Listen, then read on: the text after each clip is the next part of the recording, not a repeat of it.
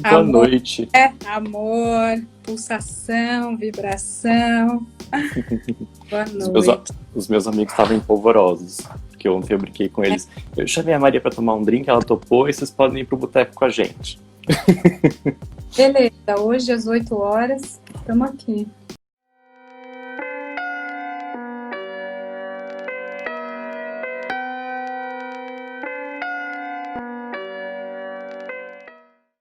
Esse momento de isolamento para mim sozinho aqui tá me lembrando muito o divã de quando eu fazia análise. Eu fiz análise durante muito tempo e aí durante um período ela me pôs no divã e a sensação de ficar isolado para a parede comigo mesmo, no começo era muito assustador. Eu levei muito tempo para aprender a achar aquele lugar interessante, sabe? Tinha uma rejeição, tinha uma dificuldade de ficar ali. E aí, quando eu embarquei na onda, era um momento de isolamento comigo mesmo, que não tinha o outro para eu medir expressões, para eu comparar se estava interessante ou não a conversa. E aí eu me sentia muito vulnerável e muito isolado em mim mesmo, né?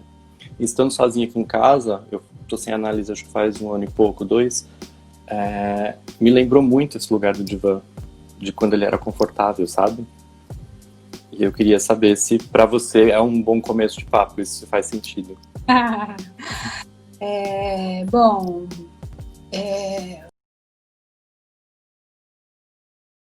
o que é um bom começo de papo, né? Qual coisa, né? Quando isso é engraçado até, né? Assim, já vamos chegar nisso específico que você falou, mas assim, só pegando aqui um parênteses, né? Às vezes vem alguém na sessão e diz assim, não, deixa eu só te falar uma coisa antes. E, desculpa que eu tô atrasado, ou a semana que vem não vou poder ir, ou, é porque eu tô te devendo, porque eu não posso pagar, ou porque qualquer coisa. A gente já sabe, você pode apostar que isso já é o básico daquela sessão. Aquilo já vai ser a frestinha que a gente achou, ou que algo na gente achou de brecha do inconsciente para dar uma atravessadinha e para dizer algo que é relevante. Que Uhum. seja assim, está começando a sessão, agora você fala, ufa, finalmente eu consegui essa conexão, estava desesperada, que se eu ia conseguir falar com você. Esse pequeno esse quadradinho, esse recortezinho que a gente faz, de alguma maneira, a gente pode ou não problematizar isso no interior, mas a gente já sabe que isso é o básico, isso é a abertura. É como se fosse de música, aquela primeira frase musical. Então ela já diz, né? Não tem assim, isso é um bom começo de conversa, tanto que comédia romântica, né? Qualquer coisa pode derivar num bom começo de conversa para seu encontro, não é? Sim, Derrubou total. a culpa na outra pessoa, pode ser, nossa, uma grosseria plena que você fez e que o outro revidou. Uhum. Ou você, oi? Como você chama? Como é que é? Você gosta de ketchup, então? Que coisa horrível. Você não gosta? Ou, eu também amo.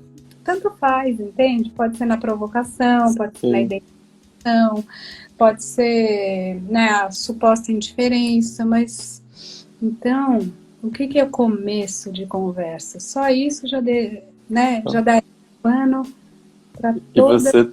você trouxe uma coisa muito engraçada, que é a minha analista, que eu fiquei muitos anos com ela, eu conheci na padaria, com uma piada dela sobre os hambúrgueres que estavam todo mundo comendo. E eu ri da piada, e aí a gente começou a bater papo. E aí eu perguntei com que ela trabalhava, enfim. Ela falou que estava escrevendo. Aí eu dei uma cutucadinha a mais. Ela falou, não, eu sou analista e tal. Eu falei, nossa, que legal, tô procurando uma psicanálise e tal. E fui fazer a entrevista com ela na mesma semana. Então foi num papo de padaria que eu a conheci. TV. Nossa, isso foi original. Nunca Pois ouvi. é. Porque normalmente indicação, né, a famosa transferência. Sim. O que é que a gente transfere para alguém que a gente confia, que a gente gosta, que a gente quer, né? Não sei. Então, de alguma maneira, essa é uma transferência original, porque Foi. E foi de cara, porque eu fiquei apaixonado por ela, assim, no segundo. A gente sempre pede, normalmente você pede uma indicação, sei lá, para o jornalista, para o amigo, para o professor, e de repente é um encontro pessoal, né, de pessoa a pessoa. Mas enfim, a gente está aqui falando de clínica e de análise, e eu até me esqueci, me perdi. Qual que era o começo mesmo? Então, eu trouxe essa questão. Vai na imagem. Eu trouxe a questão do isolamento no divã, né? Eu lembro isso, mas assim... olhando para a parede. E aí a pergunta que eu te trago é, do ponto de vista psicanalítico, a palavra isolamento e o sujeito isolado, ele tem algumas decorrências que a gente poderia falar, assim, a priori, do momento que a gente está vivendo? Ou não tem como generalizar isso? Eu vou dizer assim, já preto no branco, já vou chegar no fim, depois a gente abre, mas assim, eu diria que essa situação é como a situação no divã, talvez tenha sido uma boa imagem, assim. O que é esse isolamento? É você estar mais sensível. O que acontece é um desvelamento do quê? O que vai ser? Você vai ficar calmo? Você vai ficar mais estressado? Você vai ficar ansioso? Você vai ficar com medo de viver, com medo de morrer, com alegria, com paz? Que alívio que não tem ninguém me cobrando, esse olhar do outro sobre mim, que terrível. Tanto faz, a reação tanto faz, mas esta situação que a gente está vivendo agora juntos, ela é uma lupa. Ela é uma lente de aumento gigantesca daquilo que é. Eu diria que a gente tem a oportunidade de trabalhar com um microscópio. Então, vamos analisar. Análises clínicas, sabe? Departamento de análises clínicas. Vamos ver o que está acontecendo. Quem é você? O que você está, né? Então, por isso que é quase um micro divã, porque ele vai revelar, nossa, que bom tá aqui, e que eu não tô olhando para você, analista, que tá me olhando, deixa eu ouvir aqui na minha viagem, eu tô tranquilo com a minha viagem. Ou, não, não, peraí, eu não consigo ficar nesse divã, por que você fica o tempo todo olhando para trás, para checar qual será a reação do outro, e você tá inseguro. Tanto que às vezes tem gente que chega e fala, cadê o divã? Por que eu não vou pro divã? Eu queria ir pro divã, né? Ou outros, não, peraí, não quero ficar aqui. Eu posso sentar? Posso voltar? Então tem toda uma... É interessante essa ferramenta, né? Porque, em resumo, o que é? Qual é o lugar do outro para você? E nesse isolamento que a gente está, quem é você com o outro próximo a você, que está com você, ou quem é você que construiu sua vida tal que você agora está nesse isolamento desta maneira. É uma fotografia de você. Sim. É uma fotografia. Então, você fez esse tipo de casamento com esse tipo de pacto e vive com essa pessoa e criou estes filhos. Vamos desenhar uma família. É inevitável você se perguntar, meu Deus, que família é essa que eu criei? Quem é a mulher que está aqui, a mãe que está aqui, ou como é que em alguma medida eu sou fruto daquela minha família que está lá, que não está aqui, ou quem eu trouxe da minha família aqui para essa casa para poder viver.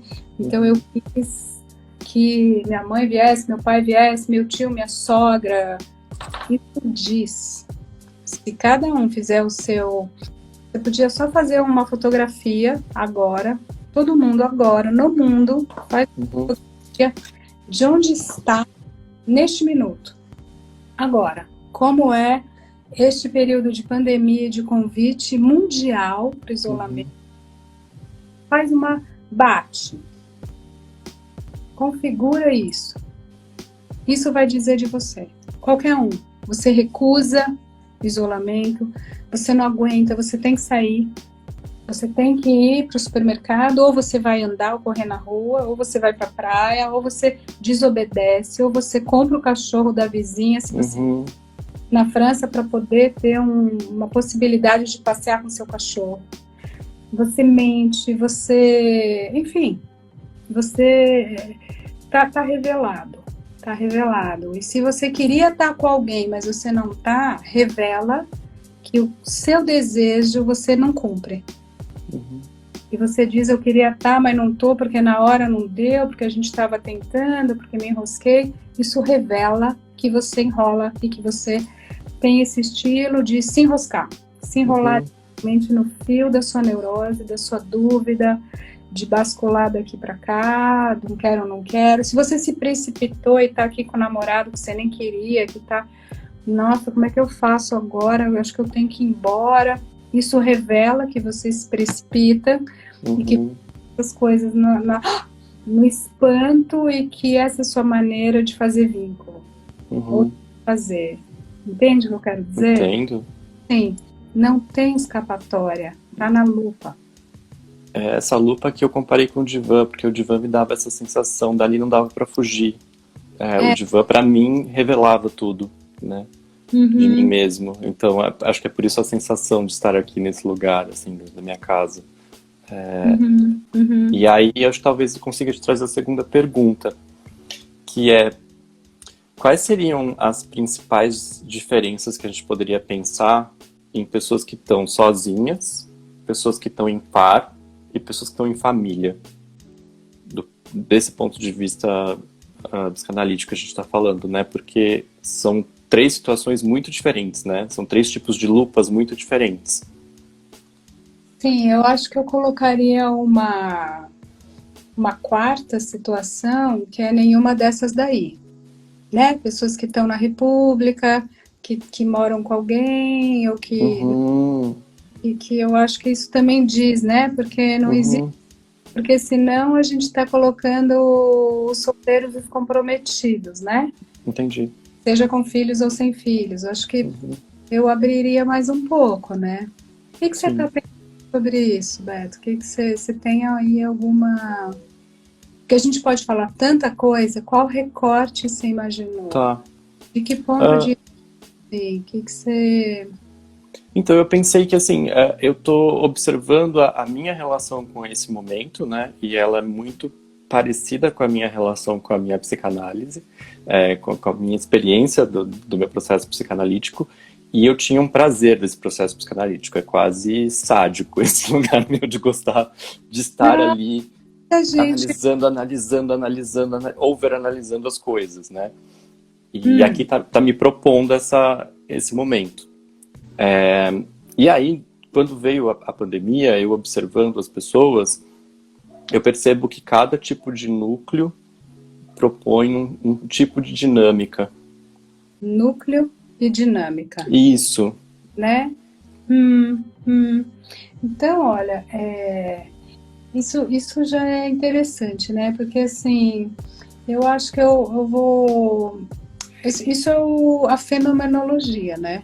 Isso é o fenômeno.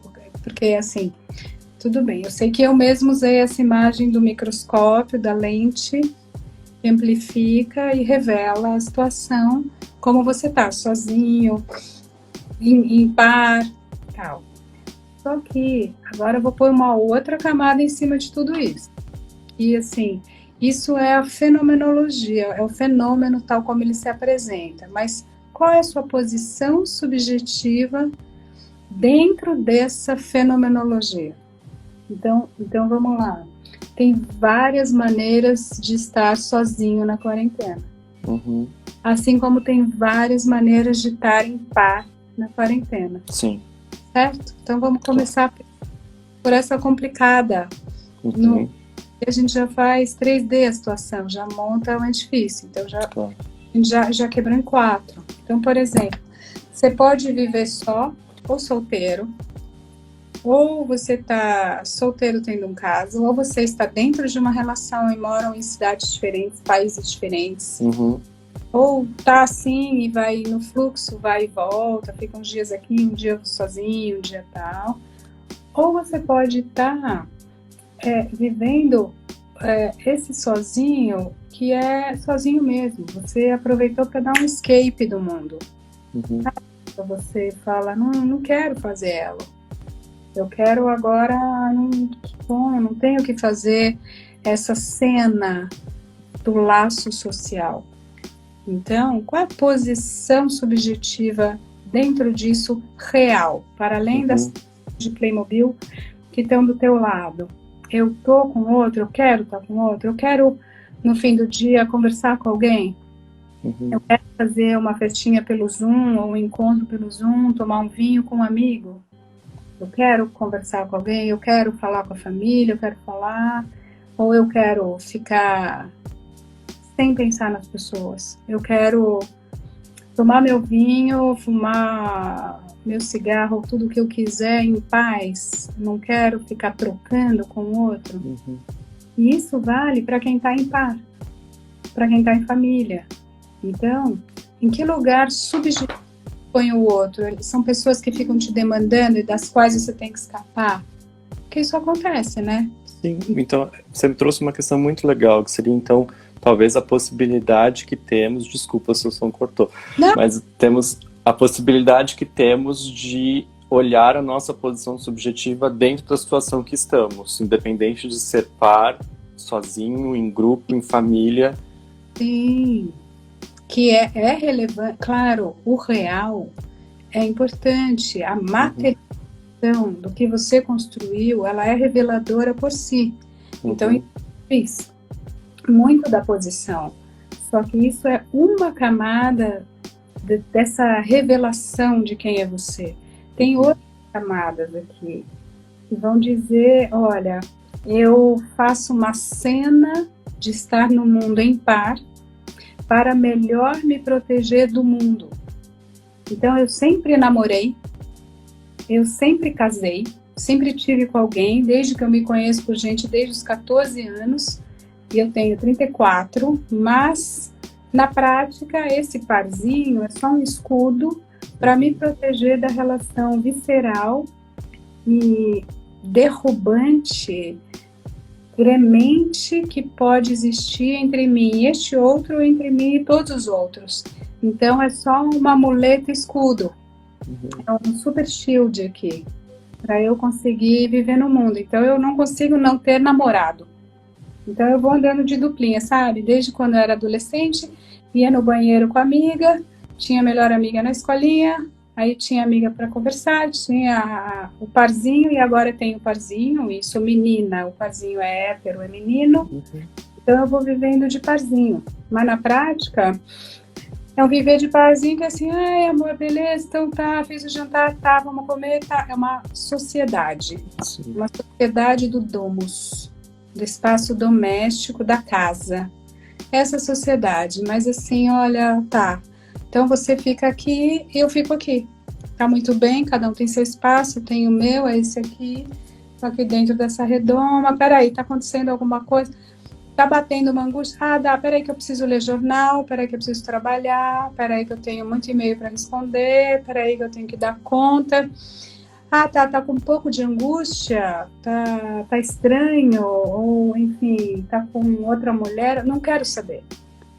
Vai vivendo a tua vida aí, fica só do meu ladinho como escudo, mas eu não quero saber muito de você, não me atrapalha. Não me complica a vida, que encheção de saco, né? Não enche o saco. Que aliás é uma frase que ficou quase na moda, né? Parentes, porque tem candidato a político que escreve livros usando uma frase assim, né? Mas enfim. Só para voltar aqui no nosso tema, né? O que... Então, se você está em par, ok.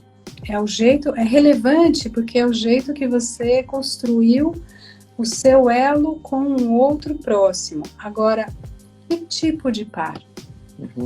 Que tipo de elo? Peraí. Então fala mais. Entende? A análise, como você tem experiência, enfim, ela nunca fica aqui. Ela vai na outra, e na outra, e na outra, e na outra, até você falar, peraí, Então, isso daqui é um casamento todo feito para esconder 2 solteiros? Ah, tá. Entendi. São 2 solteiros que fazem sexo ou que nem fazem mais. Que aí, como é que eles erotizam ou não? Ou eles precisam ser 2 solteiros que coabitam e tem 40 anos de coabitação para trepar. Uhum. Porque se começa a esbarrar um pouco de água em mim, do que é o outro, de uma vulnerabilidade do outro, ou de uma arrogância, ou de uma insegurança, ou de uma vaidade, ou de uma burrice, tudo aquilo que quando a gente mora junto a gente vê, se começa a respingar muito, nossa, destesei total. Não vou sustentar isso daqui, não quero mais, não me interessa mais, tô fora. Né? Agora, somando a primeira questão que a gente estava olhando com essa segunda, a gente consegue fazer uma dança entre essas duas coisas, né? Talvez, que é esse momento de isolamento, estamos expostos a essa possível pergunta para nós mesmos, se quisermos. Senão também a gente fica buscando distrações e coisas para fazer, para não dar conta desse olhar que está posto, talvez pela primeira vez, né? Na pós-modernidade, assim, de maneira forçada. Um posicionamento global em que todos estão com isso diante de si, sabe?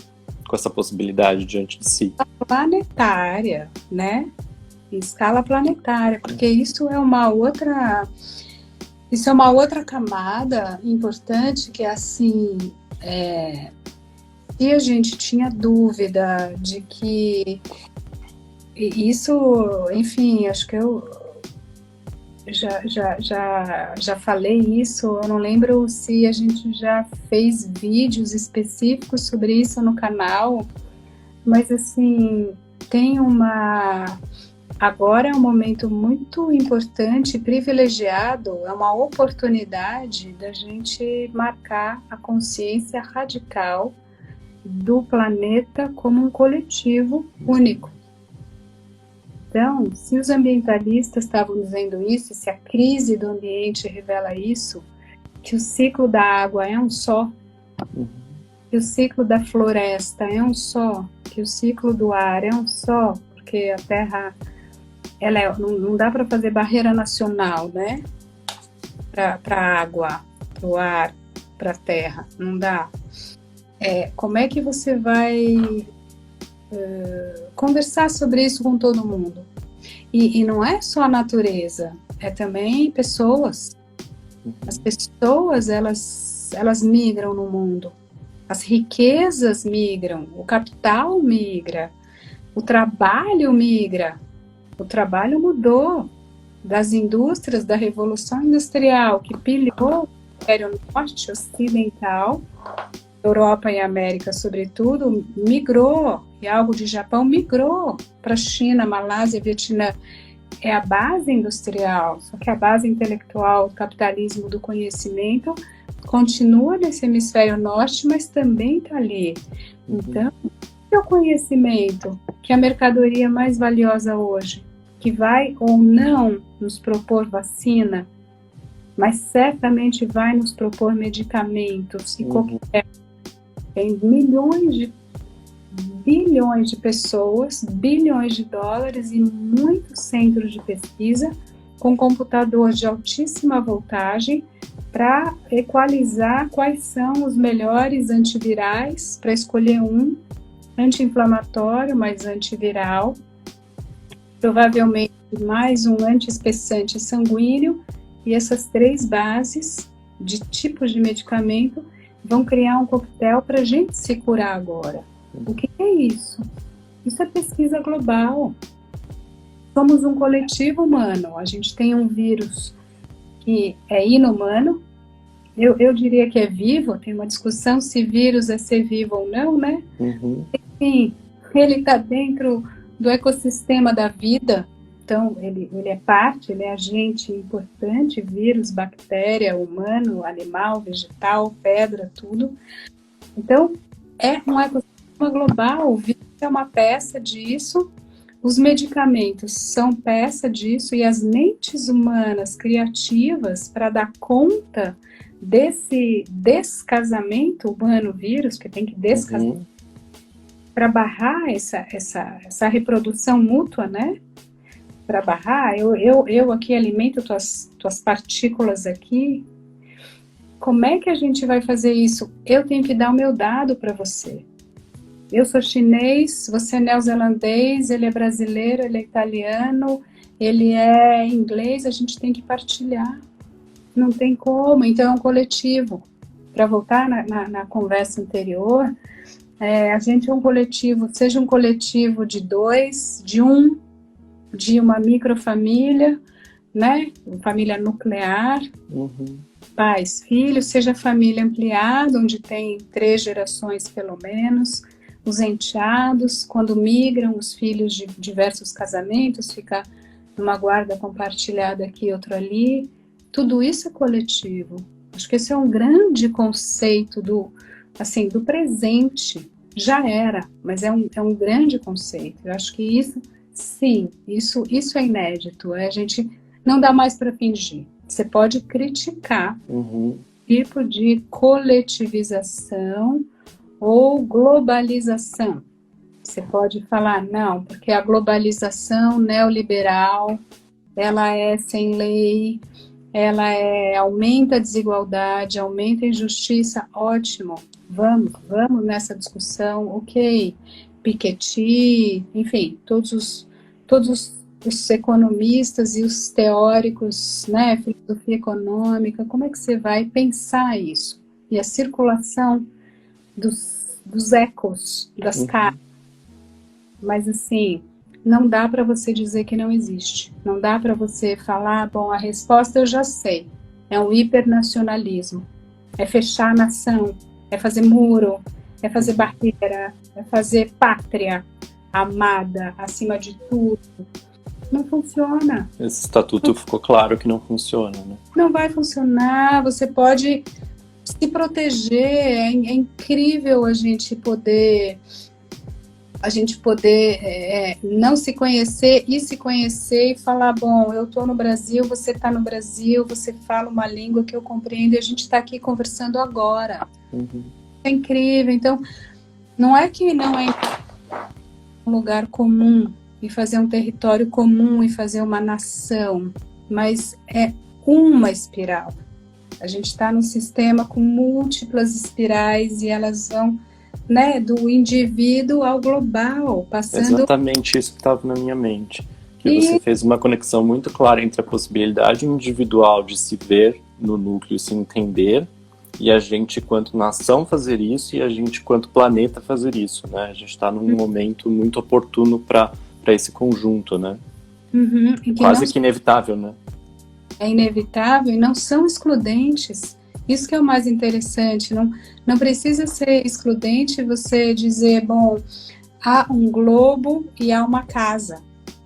É o global junto com o local, o local. Então, assim, eu quereria que tivesse, como eu falei, sei lá, esses dias, assim, eu queria que tivesse uma prefeitura da minha quadra, como tem em Brasília. Tudo bem que Brasília é super quadra, tem vários prédios, tem uns 10, 12 prédios em cada quadra, mas cada uma tem uma administração autônoma. Eu acho que a gente tem que fazer instâncias políticas cada vez mais abrangentes, mas guardar o local. Assim como tem o síndico de um prédio, aí tem talvez a quadra. Talvez um espaço de 5, 6 quadras, porque tem o parque, tem a praça, tem a rua. Como é que você vai fazer um aglomerado muito menos amplo como uma administração regional de Pinheiros, administração regional da Lapa? Que ela é abstrata, né, praticamente. Ela é gigante, é uma burocracia um pouco, né? Então, assim, como que a gente vai se conhecer? Como a gente vai democratizar na prática, como a gente vai debater, isso é política, isso é pública, é arena política. Então a gente está entendendo que não tem como despolitizar. Eu até falo que a gente precisaria ter aula de, assim, Damares vai me bater, mas assim, é fundamental aula de sexo na escola, aula de política e aula de economia. É assim, talvez a gente possa pôr nomes mais educação sexual, educação política e educação econômica. A gente tem que saber quem sou eu, quem é o outro, o que é lei, o que é limite, qual é o sentido de lei, o que é Constituição. O que é a Constituição? A gente tem um presidente da República que não sabe o que é Constituição, nem sabe o que é lei. O conceito radical de lei, o que é público. De onde veio, né? Qual a história disso? Tem história. E é bonito isso. É assim, é muita porrada, é muita força física bruta, é muito tiro, é muita perseguição, é muita religiosidade para a gente construir uma coisa chamada Estado laico. Estado laico democrático de direito, com subjetividades individuais relativamente autônomas, porque imagina, a psicanálise não pode trabalhar com a ideia de autonomia de sujeito, mas enfim, com alguma autonomia da consciência, sim, uma responsabilização, sim, em que você diz, olha, então vamos construir essa arena de debate. E a coisa pública não é a coisa da família, não é a coisa do privado. A gente já descobriu, a gente já se matou muito na história. Então, a gente já entendeu que seria mais inteligente outras maneiras de viver. Isso é educação política, isso é polis, isso é a cidade, isso é o debate. E assim, tem um monte de adulto pagando aula para aprender educação financeira. Não tem? Então, assim, você não conhece um monte de gente que fala um monte. Sim. Endividei no cartão de crédito, não sei o que fazer, como estou, né? O que é juros? Mas espera aí, juros subiu, desceu, ou tinha um fundo de renda fixa, tá negativo, a renda fixa, se a renda é fixa, como o tesouro baixou, a ação nem vou discutir, que caiu 30%, 36%, 42%, 8%, subiu em abril, maio, o que é essa gangorra? Então, assim, tem que ter aula de educação econômica básica. Na básica. Né? Pra gente, assim, saber saber o que significa, né? Saber para que se usa. Saber o que é o real. O que é o real? Porque senão a gente vai no fake. A gente vai no falso, na ficção, no delírio, nos mecanismos de defesa mais arcaicos. Que é psicotizar, que é conspirar, teoria da conspiração, teoria paranoide, medo da invasão do objeto intrusivo. Tudo isso é mecanismo de defesa muito, muito primário. Na tua visão, ela é pessimista ou otimista, ou algo entre as duas coisas nesse momento, no sentido de a encurralada que o vírus nos colocou, vamos pensar quanto Brasil, mas que isso pode ser pensado quanto planeta também, mas a encurralada que o vírus nos colocou no Brasil nos dá ferramentas mais fáceis de reconstruir esse lugar ou dificulta essa construção individual de consciência e possível cobrança de uma mudança para um conhecimento melhor coletivo? Nossa, o Brasil está longíssimo disso. Brasil, sim. Como país, como nação, sim. O Brasil é doente, Beto. Não, eu sei. Não tenho a menor dúvida disso. Mas problema. O Brasil está com problema. Eu acho que a gente concorda com isso, várias pessoas concordam com sim. isso. Cada vez mais pessoas concordam com isso. E a gente está com problema, a gente tem vários problemas. Que bom que a gente tem vários problemas há muitos séculos. O nascimento meio torto, né? Macunaímico. Total. Como é que a gente vai poder saber mais? ter mais consciência?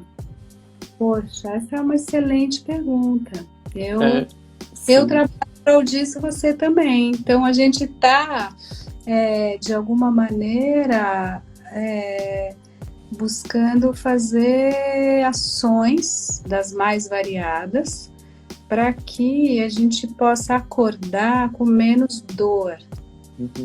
Parece que está doendo muito acordar desse pesadelo que a gente inventou para nos defender da realidade. Então é tão paradoxal que a gente vai cavando um buraco de proteção, só que quanto mais a gente cai, a gente tem tanto medo e a gente está tão desamparado que a gente cava um pouco mais para se proteger mais e fica mais desamparado. Então, o que eu diria? Como é que a gente vai sair dessa? Não sei.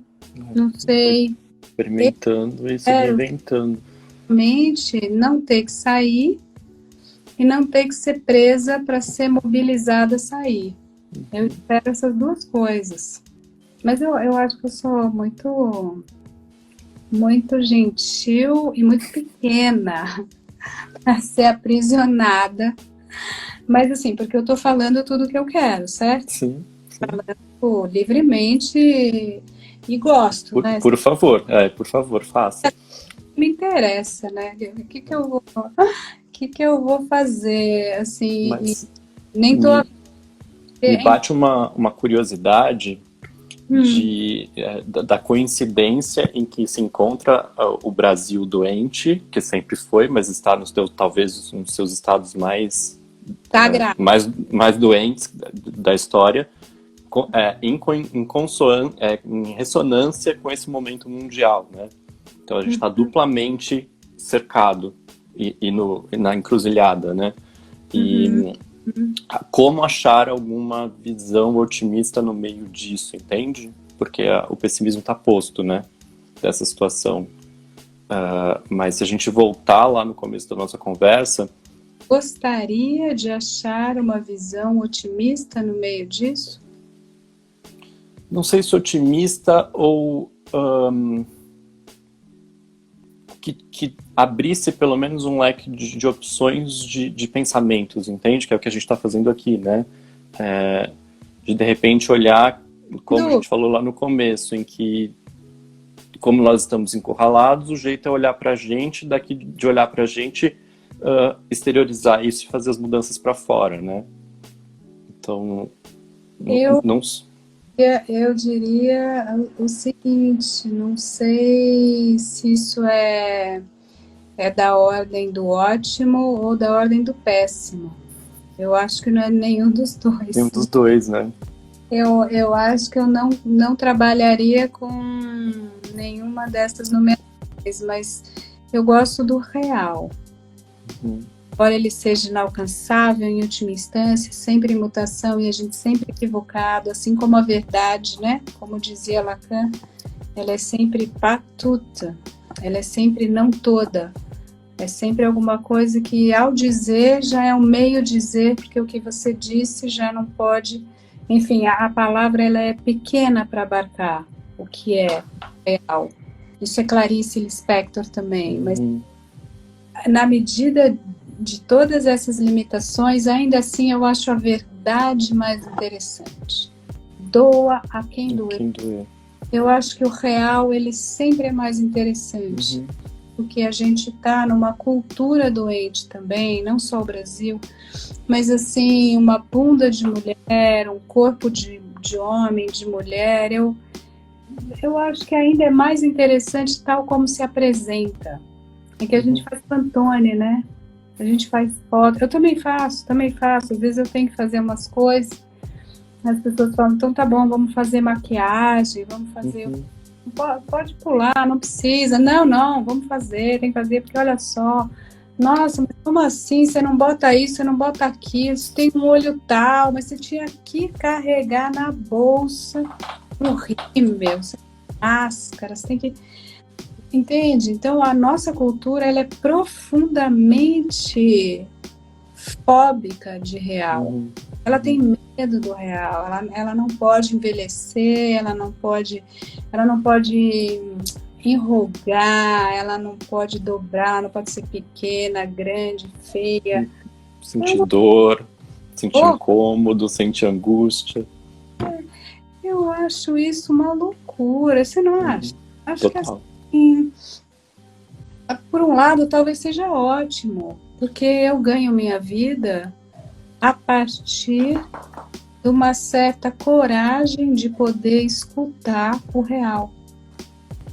Não é nada mais complexo que isso. Uhum. Não é muito difícil. Uhum.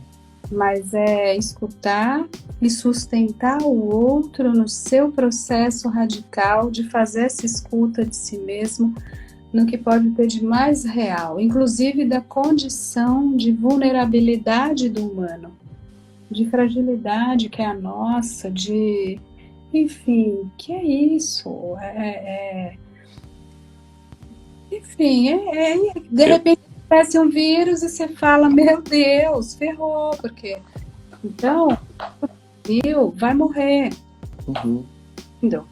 Tá morrendo. E assim, tá morrendo e os caras estão chegando no número, né? Eles estão pesquisando qual é o número real, porque é subnotificado sim. Por mais Sempre.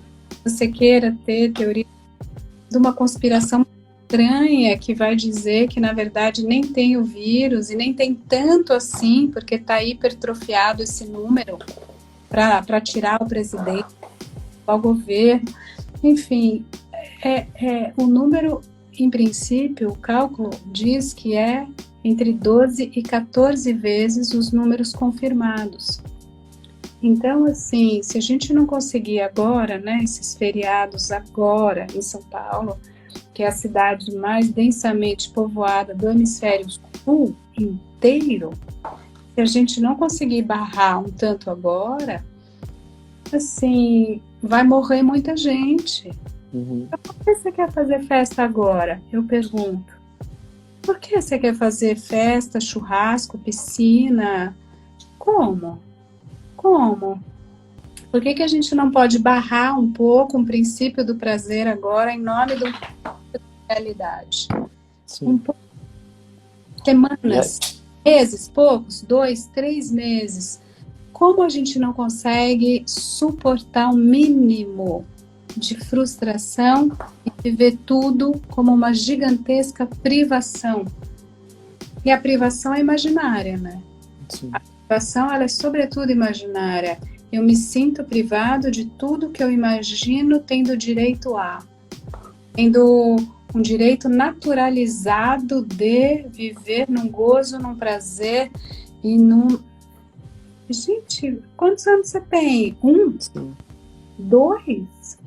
Não é isso? Eu preciso desse peito agora?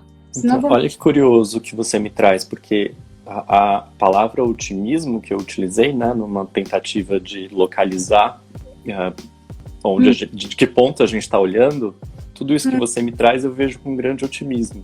Toda essa dor e essa catástrofe e essa possibilidade da privação, ela me parece muito otimista, principalmente na situação em que o país se encontra.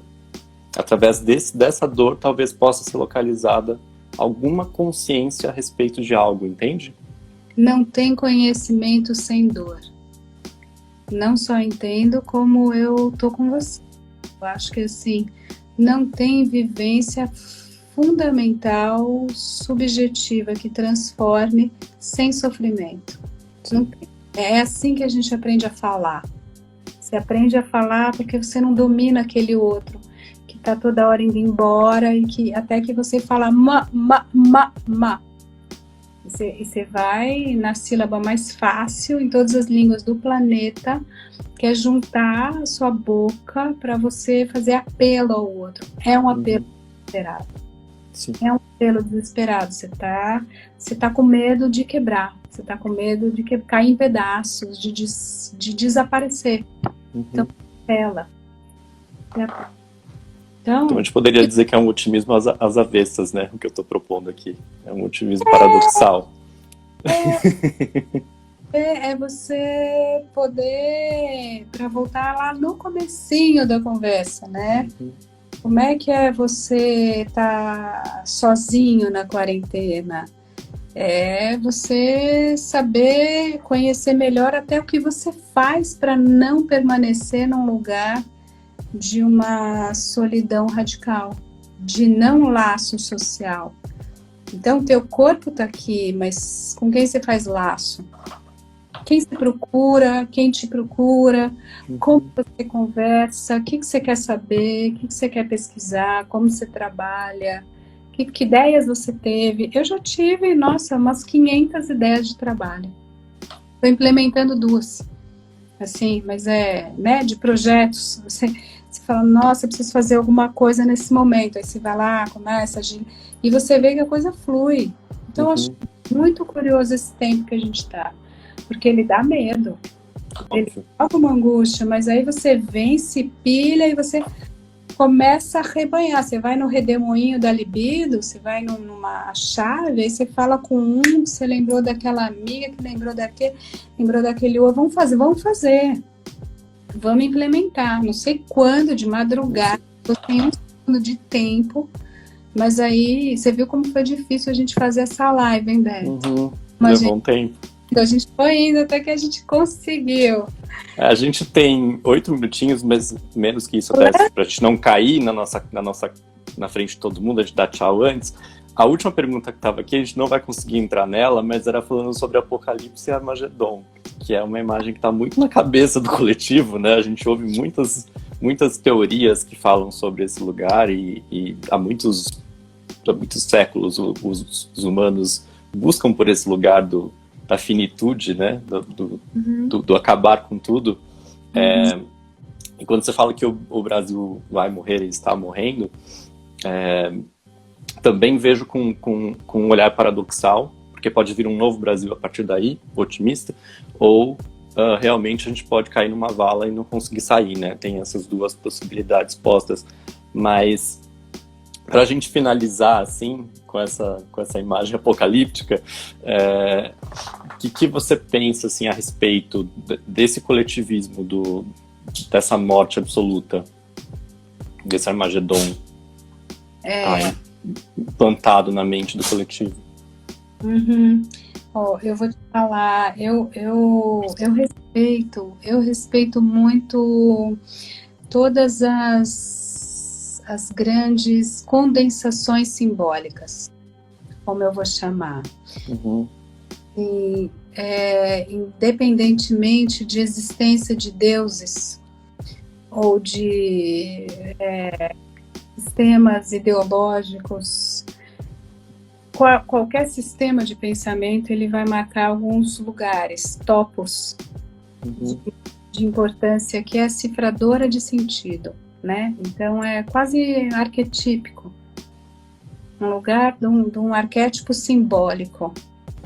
Então o juízo final, o final dos tempos, o Apocalipse, Armagedon, enfim, são todas imagens que refletem um sonho profundamente humano e que, pelo amor de Deus, eu li o seu lábio agora na hora que você falou, mas se você puder repetir, travou.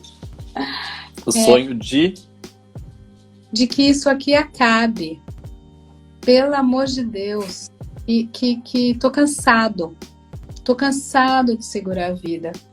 E me dá muita angústia imaginar que a minha vida, ela é tão frágil e tão pequena que ela vai ser transmutada em outra, que vai virar outra, que eu sou só uma pecinha muito pequena de um grande ciclo, não diria infindável, mas muito vasto da vida. Então, essa ideia... Acostume-se com isso, né? Eu diria isso. Mas, aí, teorias de fim e de começo. A gente diz, ouve o Gênesis, ouve a instauração. Temos 2 minutinhos. Acabou de aparecer aqui para mim. houve o início. Deuses criaram, os planetas se encontraram, a estrela que estava na água, que veio da lua, da costela, que virou a terra. E haverá o fim. Haverá o fim, haverá um juízo. Se houver um juízo, que maravilha. Você tem chance de ser eleito, você tem chance de ir para algum lugar. Não é? Então, olha, a imaginação humana é vasta, viu? É vasta. Maravilhoso. Vamos encerrar, porque senão a gente vai cair. Eu queria te agradecer muito por esse papo. Foi muito divertido sair para tomar um drink com você, virtualmente. Muito. Você pagou a conta. Muito feliz mesmo. E todo mundo que entrou aqui, muito obrigado por estar com a gente. Eu não consegui ler as perguntas, porque eu entro no papo aqui e aí eu não consigo ler e ouvir ao mesmo tempo, e pensar ao mesmo tempo. Ainda mais com a velocidade que a Maria propõe pra gente de pensamento. Mas eu fiquei muito, muito feliz de estar aqui com você hoje. Muito obrigado. Então tá bom. Até o próximo drink. Até o próximo drink. Boa noite. Boa noite. Tchau, tchau.